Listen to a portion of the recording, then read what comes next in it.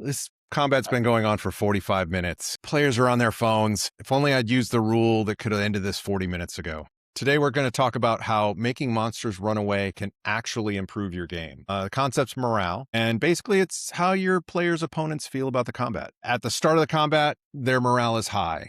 They're overwhelming numbers. They've got a charismatic leader. And then the combat starts, and half of them get wiped out by the wizard's fireball. And the barbarian decapitates their leader. They're not really having a great time after this. Suddenly, they're worried. They're thinking about running away. Fifth edition actually has a system for morale. Earlier editions did, and then it disappeared. Yeah, so what monsters wouldn't be thinking of running away? What rational creatures would not be thinking of running away? And D&D has been handling this since the beginning, right? So basic, first edition, AD&D, second edition, they all had different variations on morale as a system. That you have a fight, and at some point there's a tipping point. You roll some dice, and the monsters run away, or they stand and fight, or maybe they just give up, what have you. But there were systems for it. We got the third and fourth edition. Morale is more encouraged, but there's no real system for it. And I think it kind of fell out of use. Like, I would still occasionally do it in my games, but I think as kind of part of the gaming toolkit, I feel like morale has fallen by the wayside. In fifth edition D&D, it returned as a system, as an optional rule in the DMG, and it's there again in 5.5, although they don't call it morale, they call it fight or flight. So Wizards has seen it as a value, and it has come back. And even in Shadowdark, which is a game that we love, they also have morale. So, and a lot of the old school games also had brought back morale, which might have inspired WotC to do it, but the checks are harder in Shadowdark. So the system's back, and it basically boils down to this. Not every creature fights to the death. Sentient beings have self-preservation. When morale breaks, they've basically got three options: flee, surrender, or bargain. It's more than just Dungeons & Dragons that has morale. A lot of old school inspired games, including Shadowdark, one of our favorites, have brought it back, and I think have caused people to revisit this particular tactic for their games. And really, the rules in these various systems boil down to this. Not every creature wants to fight to the death. Sentient beings have self-preservation. When morale breaks, they're going to have options. They're going to flee, they're going to surrender, they're going to bargain. They're going to try and not necessarily just fight to the end. They're going to try and figure out some way out of this terrible place. So it makes sense that creatures would be pragmatic. So why did people stop using morale? Yeah, monsters, they're living beings. They don't want to die. So why did we kind of stop using it? And then now, why is it coming back? Well, I mean, there's a couple possible reasons. Might feel like cheating, that the GM kind of just arbitrarily decides to end the battle because the minions were losing.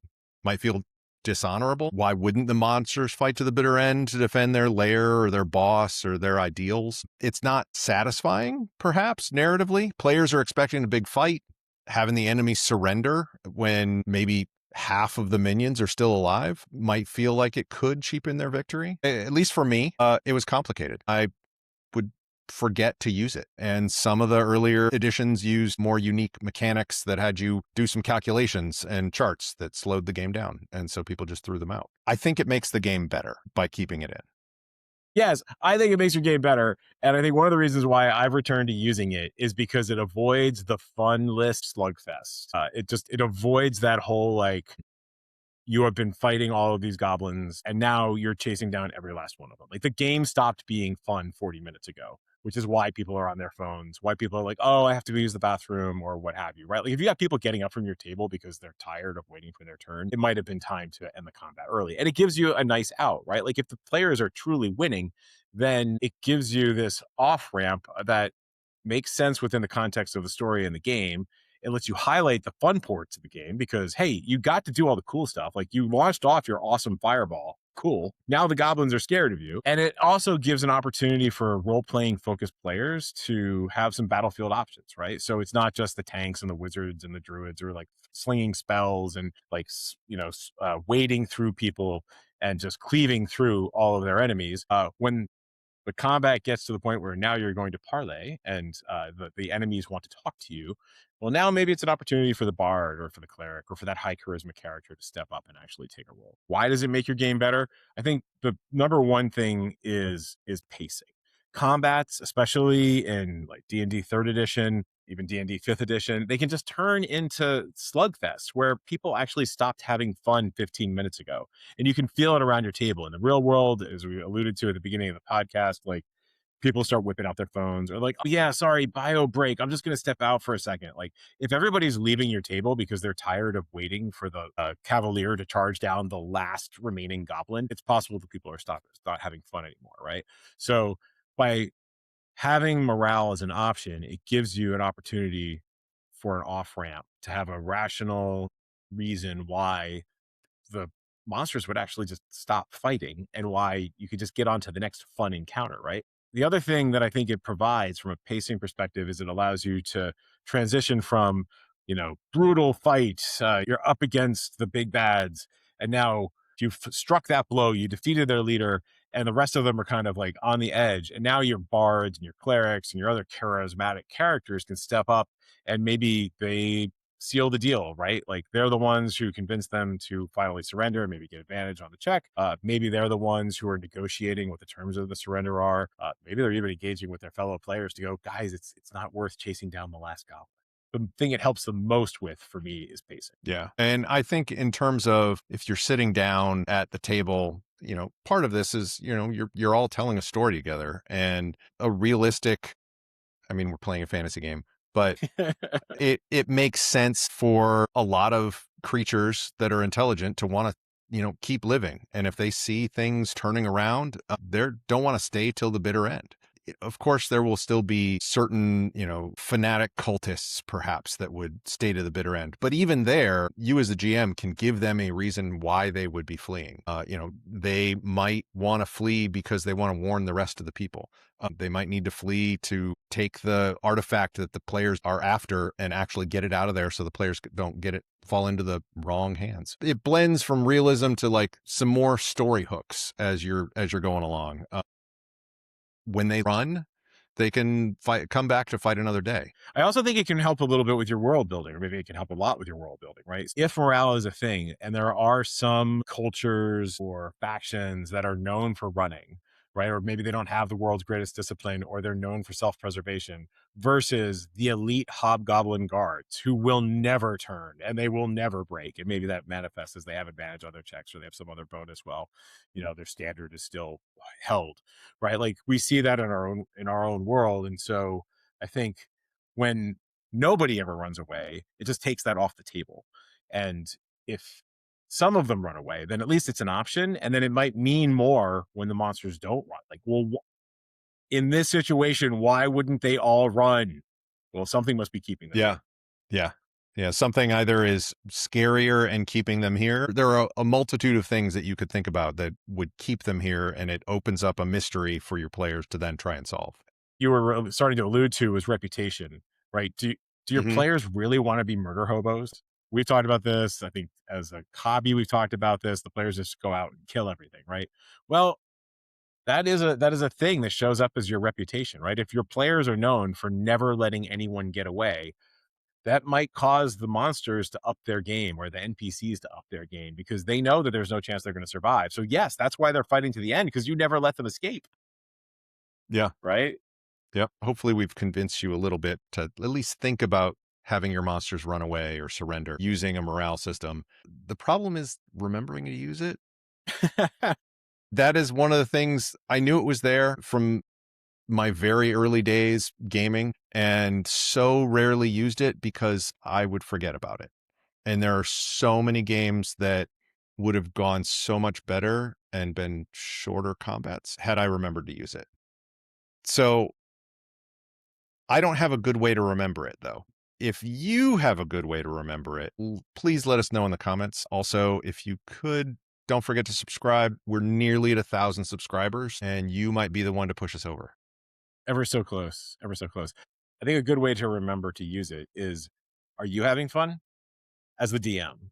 Right? Like, are you sitting there and like, if you're like, oh my God, I wish this combat would be over. Well, if you're feeling that way, maybe your players are feeling that way. And I think also kind of knowing when maybe you're clutching your darlings a little too close and you should be killing them, right? Because we're as DMs, you put a lot of time into building the encounter. You're like, oh, you built it up so epically in your mind that you may have be losing sight of the fact that everybody is not having as much fun with your encounters as you were hoping they would. Yeah. Paying attention to what's going on at your table. I think it's a lot easier in the real world because you can see the people start stacking their dice. You can see people bringing out their phones. And if you're picking up the social cues, those become increasingly more obvious as people get more bored. Yeah. Yeah. You told me a little bit before we started recording. You had a couple of instances that were kind of examples of when running away worked for you, or when running away, when the monsters, not you running away, when the Yeah. monsters running away worked for you in your game. Yeah, I think I've had a couple over the years. A big one is really just the big bad escapes, right? And knowing part of it can be, the big bad realizes that there's a problem and he should make a break for it or she should make a break for it. And so realizing when your character would want to do that. But more recently in my Greyhawk 76 campaign, I have two examples, one that's coming up and one that actually happened. So one, we had an encounter as the players were moving through the Karn Hills, and they encountered Shuza, a manticore, and its two brothers who attacked the party. And they were able to drop two of the manticores. This was like a random encounter, semi-random encounter that happened while they were camping for the night. And so they took out two of the manticores, and one of them ran off. It's like, I have powerful allies. I'll be back. And then I think a session went by, maybe two sessions went by, and then he did come back. He came back with his nice friend, his friends, I guess. It was a chimera named Rend. And so, like, the players are like, "Oh, he's back." And then, they killed both of them. But I think the nice thing there is that the players got the win. We did not have to fight and chase down the last manticore because not all the players can fly, right? And I think they were lower level, man. I don't even know if any of them could fly. But when you get the party separated because the barbarian's got a speed of 50 and has just decided that he's going to go chasing after it, like, again, this is how combats just go on forever. It got to a nice story beat where the manticore was like, I'll be back, and then flew away with his half torn wing, right? And then he did actually come back. The one I have coming up now, and we've talked about them a little bit, is the Burrow Boys. So these are my murderous halfling thieves. It's a gang that is terrorizing the plain of Greyhawk, and my players have been hunting them down, looking to avenge one of the characters who died in the very first episode of this campaign. And so they are hell bent on killing the Burrow Boys. And the Burrow Boys have multiple factions throughout the plane. So they've tracked down one of them in Swamp's Fork. And it's going to be interesting because the Burrow Boys know that they're coming because the players were none too subtle. We call him, I think it's Big Daddy Barbarian. He is the father of the character who died in the first episode. And he declared in every town he has been in that he is here to kill the Burrow Boys. And there have been not so subtle hints about where the players were going to be going. So the Burrow Boys know this is going to happen and they have a faction there ready to go. I don't know what my players are going to do because the Burrow Boys are crafty. The halflings have stayed alive this long because one, they've killed everybody else, but two, they know when to run away. So what happens when they run away? Like, are the players going to let them go because they want to track them down? Are they going to let them go because they want to spread word of just how powerful they are back to the Burrow Boys and have the main leaders be scared of them, right? Or are they just going to be like, no, no, every Burrow Boy must die? So I don't know. Even if the Burrow Boys fail their morale check, I don't know that the players are going to let them.